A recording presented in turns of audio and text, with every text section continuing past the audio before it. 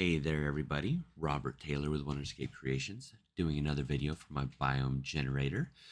So in this episode, we're going to be going over the Biome Texture Projection instance and how to utilize it.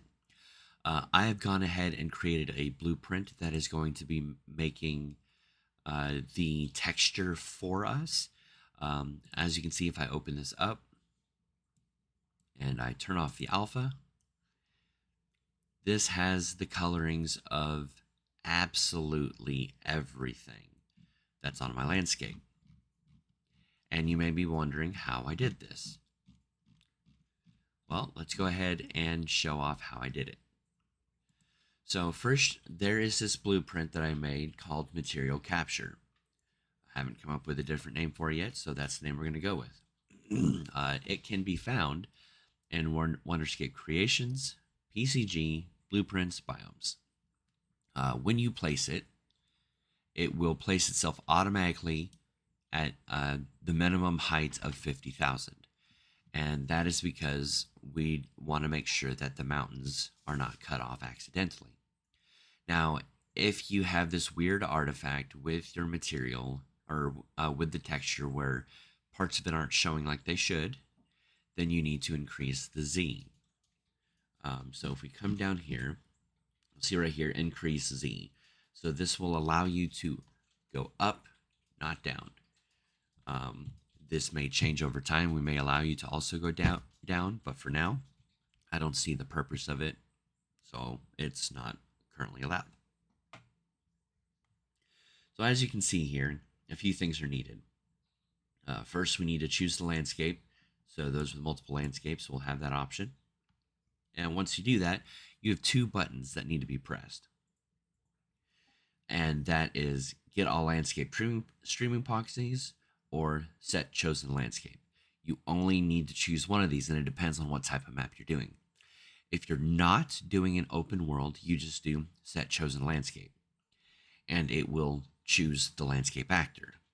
If you're in an open world, you need to do Get All Landscape Streaming Proxies, and this is going to get all of the streaming proxies that are children of the landscape you have chosen. Now you may be wondering, why is that important? Well, that's important for the render target.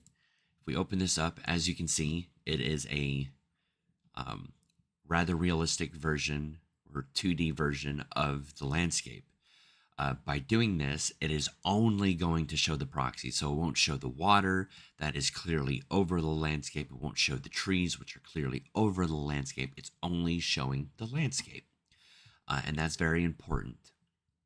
So those two settings need to be set up like this. Now, obviously, this needs to be set in the X and Y that is identical to your biome. Luckily for this one, it's 0, 0, so it was super easy.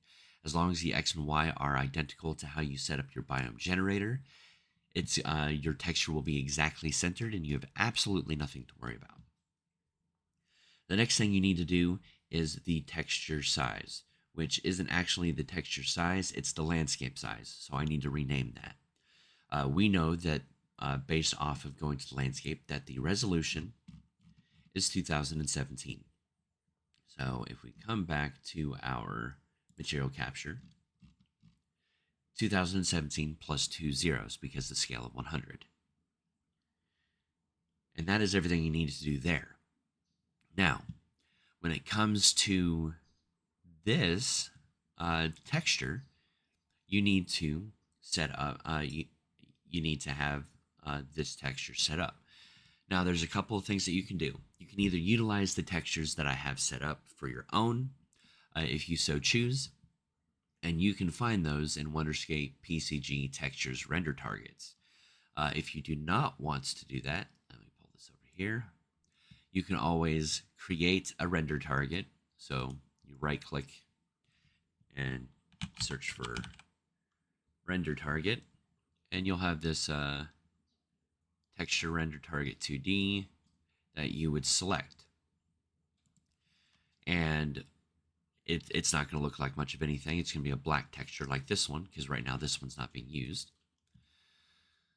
And you would want to open it. I have mine set at 4K by 4K because I'm not using this live. I'm using it to make a picture. You can have it at 1K or 2K if you choose, but for precision's sake, I have mine set to 4K because of how I'm utilizing this tool. Once you have this image set up, you would place it in the render target, then right click and create static texture, which would then create this texture. It would have the same name and then underscore text. You would then move this static texture into the texture target. That way, whenever we update the texture, it will always update the same one instead of creating a new static texture. Keeps everything very streamlined for you guys. So once you have these two things set up, now all you've got to do, let me move this back,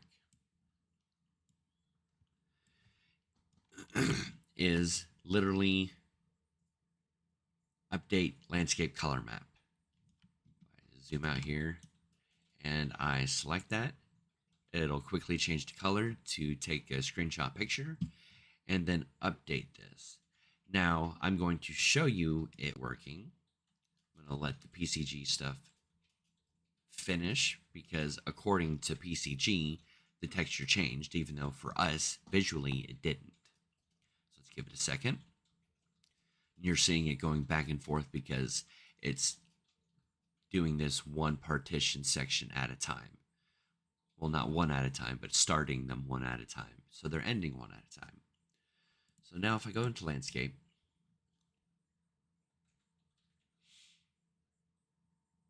and I come over here to the paint,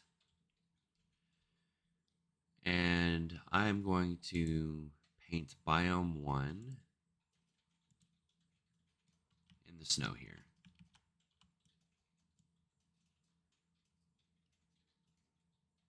There we go. So obviously nothing changed live, and that's because we haven't done anything to have it go based off of the paint layer. It's going off the color right now. Now then, if I select this, let's go ahead and open up this texture, zoom out. This green, or this lime yellowish color, is the snow. So if I go ahead and I hit update landscape color map, now you can see that changed to green.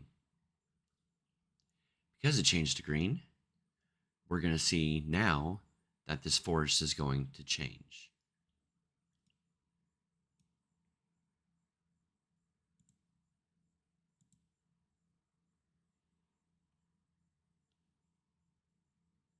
Let's give it a minute to do its thing. Because we made such a big change, it's got to repopulate everything. But as you can see, if we zoom on in, we have a separate forest now generating. Now, this target texture target is what has to go in the biome texture projection instance and texture to project on right here. And the texture size has to be the exact same as this texture size. Make sure those are identical and everything is going to work hunky-dory. And that is all that we need to go over with this section. I'm going to be creating a region, so there will be regions inside biomes that will utilize the same stuff, and that's when we'll play around with this stuff. But for now, that is all we need to know in order to make the biomes work.